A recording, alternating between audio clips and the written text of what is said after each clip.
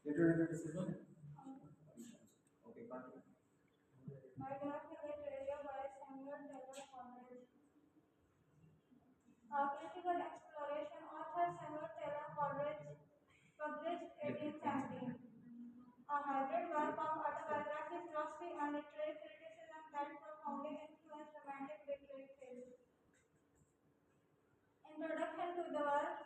Biography of Literature reflects Coleridge's intellectual and creative journey, explores foundational concepts of poetry, imagination, and aesthetics, aims to justify Coleridge's poetic principles while critiquing Wordsworth's theories, combines personal reflection with an exploration of German philosophy and English literature.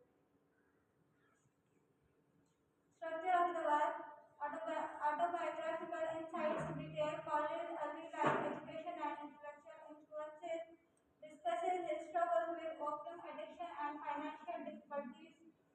Philosophical and critical analysis examines the philosophical foundations of creativity and art, especially the concept of imagination, engages with German idealism, Kant, Schelling, etc.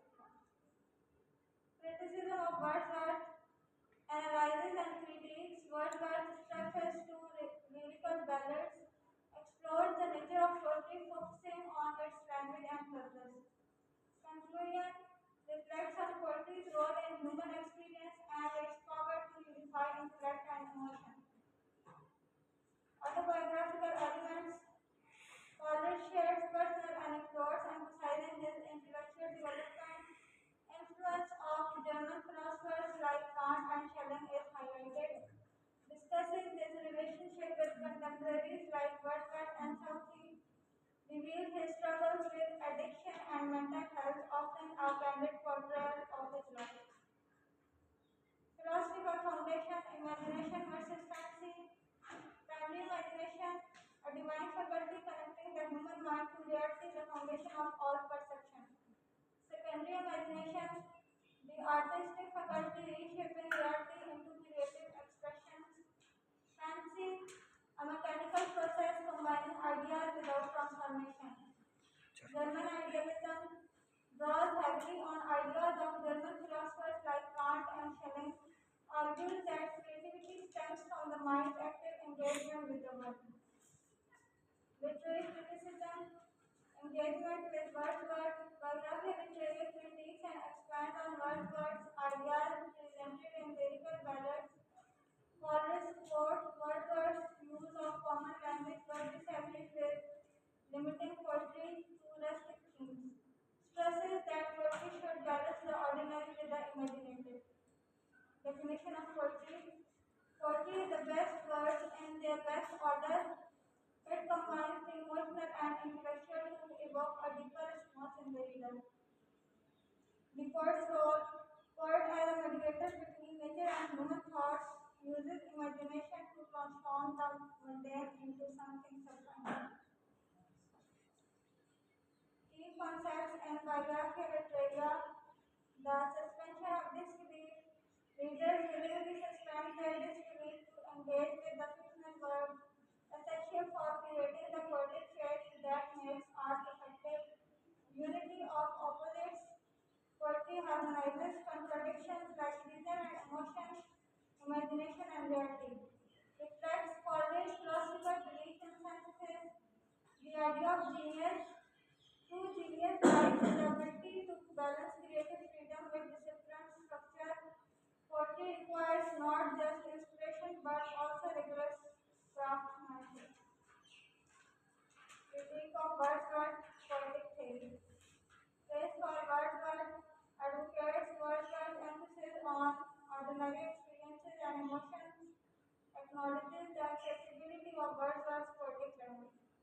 Criticism of limitations disagrees with Wordsworth's focus on rustic life as the ideal subject, argues that poetry should address universal themes, not just the rural or simple, emphasizes the necessity of imagination to elevate everyday experiences. Influence and legacy, biography literature became a cornerstone of romantic literary theory, influenced later literary critics and philosophers on concepts of creativity and imagination, continues to be studied for its innovative ideas on art and human perception. Challenges and criticism. Complexity. The text is dense and philosophical, making it challenging for readers. Derivative ideas. Critics argue some of Collins's ideas are borrowed from German philosophy without full acknowledgement. Relationship with Wordsworth. The critique of Wordsworth strains their friendship, though it remains a significant literary discussion.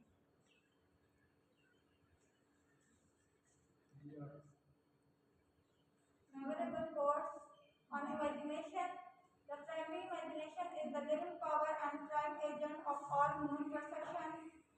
On poetry, poetry gives most pleasure when only generally and not perfectly understood. On poetic faith, that living suspension of disbelief for the moment which constitutes poetic faith. Conclusion. Biography literature is a profound exploration of the creative process and literary theory. Coleridge's insights into imagination, poetry, and artistic unity remain relevant today, a landmark work that blends personal reflection with philosophical depth. For the good content, but can you briefly explain the idea of willing suspension of disbelief in detail?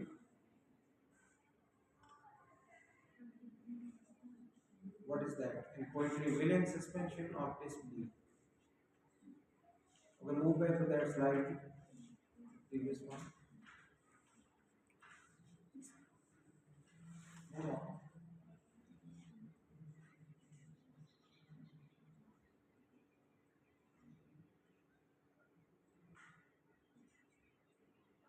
Where is it mentioned? Yes. Move back to the previous one. The first, the suspension of disbelief. Read it once again. Read it once again.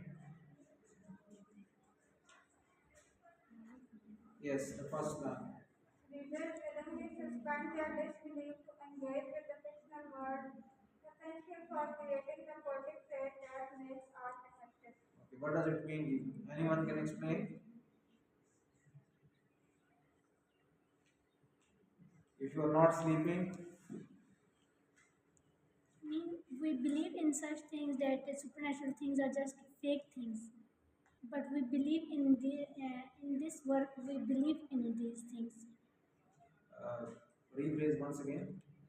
The things that we don't believe in, Okay. we don't focus on such things when we are reading such kind of work. Once you enter into the fictional world, obviously you're not taking those ideas for granted. There is some sort of disbelief, but willing suspension of disbelief.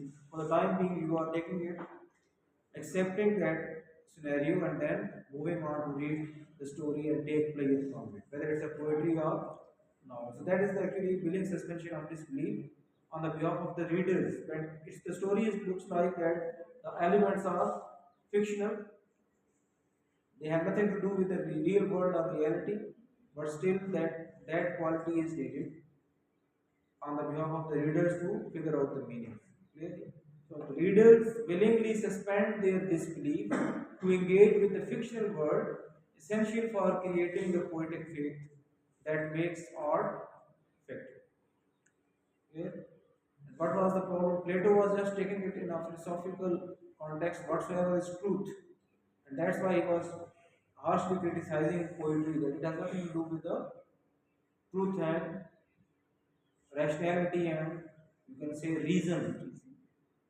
But here you need to bridge that gap. Obviously, in this particular discussion, the reader it's on the reader just to demonstrate the willing suspension of disbelief to understand the meanings you can say.